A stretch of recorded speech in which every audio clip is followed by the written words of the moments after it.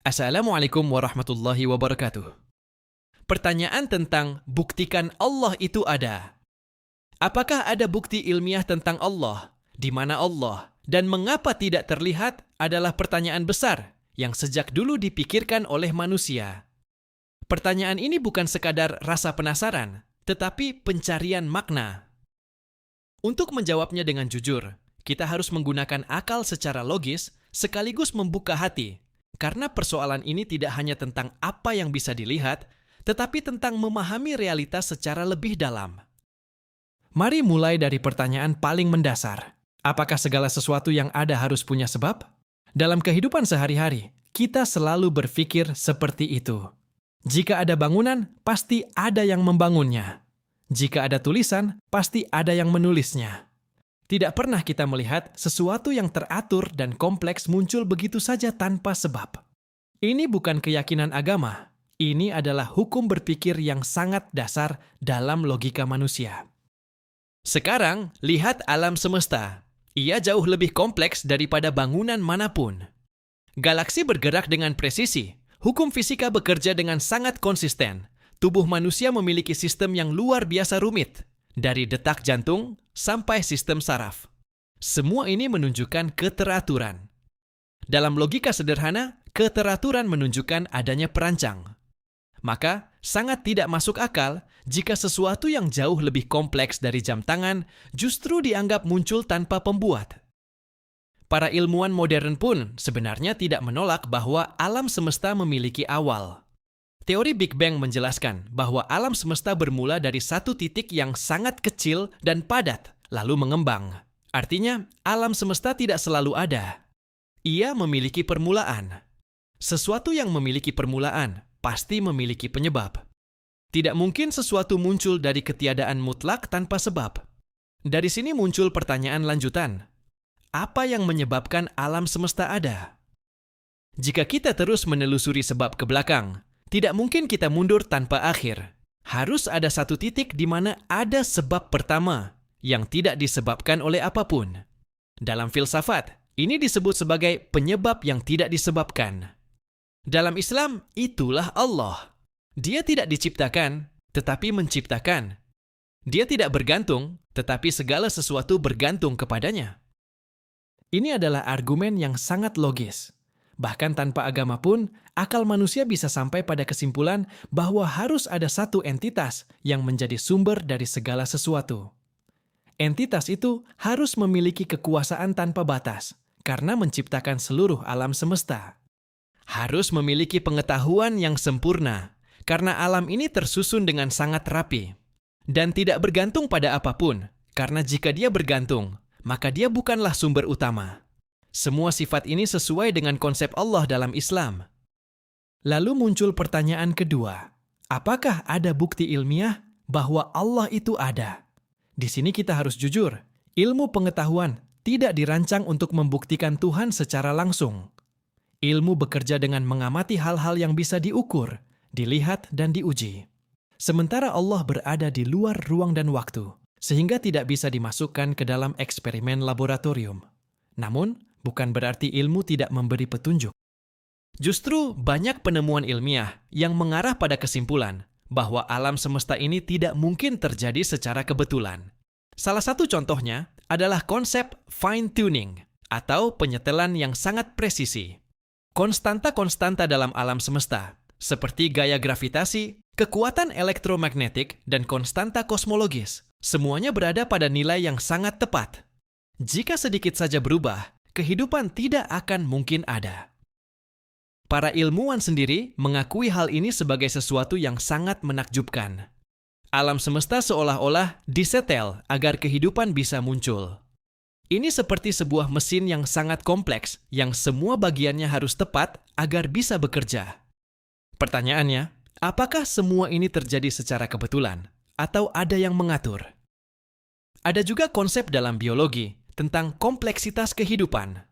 DNA manusia berisi informasi yang sangat detail, seperti sebuah kode yang mengatur bagaimana tubuh berkembang dan berfungsi. Dalam dunia kita, setiap kode pasti memiliki pembuat. Tidak ada program komputer yang muncul sendiri tanpa programmer. Maka logis jika kita mengatakan bahwa kehidupan yang memiliki kodes jauh lebih kompleks pasti memiliki perancang. Sebagian ilmuwan mungkin tidak secara langsung mengatakan Allah ada, karena sains bersifat netral. Namun banyak dari mereka yang mengakui bahwa alam semesta ini terlalu teratur untuk dianggap kebetulan. Disinilah peran akal dan hati. Ilmu memberikan tanda-tanda, tetapi kesimpulan akhir tetap membutuhkan kesadaran dan kejujuran dalam berpikir. Sekarang kita masuk ke pertanyaan, di mana Allah? Dalam Islam, Allah tidak berada di dalam alam semesta seperti makhluk. Dia tidak menempati ruang seperti kita. Allah berada di atas segala sesuatu, di luar batasan ruang dan waktu. Ini penting dipahami, karena jika Allah berada di dalam alam semesta, berarti dia bagian dari ciptaan, bukan pencipta. Bayangkan seorang pelukis dan lukisannya. Pelukis tidak berada di dalam lukisan itu, tetapi dia yang menciptakan dan mengatur seluruh isi lukisan. Begitu juga Allah dengan alam semesta, bahkan dengan cara yang jauh lebih agung. Dia menciptakan ruang, maka dia tidak dibatasi oleh ruang. Dia menciptakan waktu, maka dia tidak terikat oleh waktu. Namun, meskipun Allah tidak berada di dalam alam secara fisik, dia mengetahui segala sesuatu. Dalam Islam dijelaskan bahwa Allah Maha Melihat, Maha Mendengar, dan Maha Mengetahui.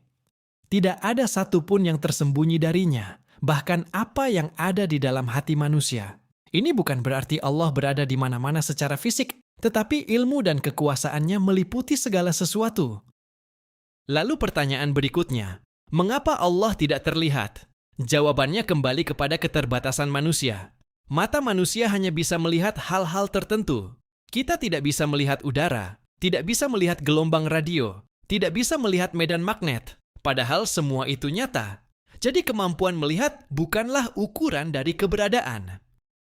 Selain itu, segala sesuatu yang bisa dilihat pasti memiliki bentuk, ukuran, dan batas. Jika Allah bisa dilihat seperti benda, maka dia akan memiliki batas seperti makhluk. Padahal Allah Maha Besar dan tidak terbatas. Maka justru karena Allah Maha Agung, dia tidak bisa dilihat oleh mata manusia yang terbatas. Dalam Islam, ada kisah Nabi Musa yang meminta untuk melihat Allah. Allah menjelaskan bahwa manusia tidak akan mampu melihatnya. Ketika Allah menampakkan sedikit saja dari kebesarannya kepada gunung, gunung itu hancur. Ini menunjukkan bahwa bukan Allah yang tidak bisa dilihat, tetapi manusia yang tidak mampu melihat. Ketidakmampuan melihat Allah juga bagian dari ujian hidup. Jika Allah langsung terlihat, maka semua orang akan otomatis percaya. Tidak ada lagi ujian iman, padahal hidup di dunia adalah ujian untuk melihat siapa yang mau mencari kebenaran dengan akal dan hatinya. Menariknya, dalam kehidupan sehari-hari, kita sebenarnya sering percaya pada hal yang tidak terlihat. Kita percaya pada cinta, padahal tidak bisa dilihat. Kita percaya pada pikiran, padahal tidak bisa disentuh. Kita percaya pada hukum alam, padahal tidak bisa dipegang. Semua ini menunjukkan bahwa manusia mampu meyakini sesuatu tanpa harus melihatnya secara langsung. Jadi, ketika seseorang bertanya, "Buktikan Allah itu ada," sebenarnya jawabannya bukan satu bukti tunggal, tetapi gabungan dari banyak hal.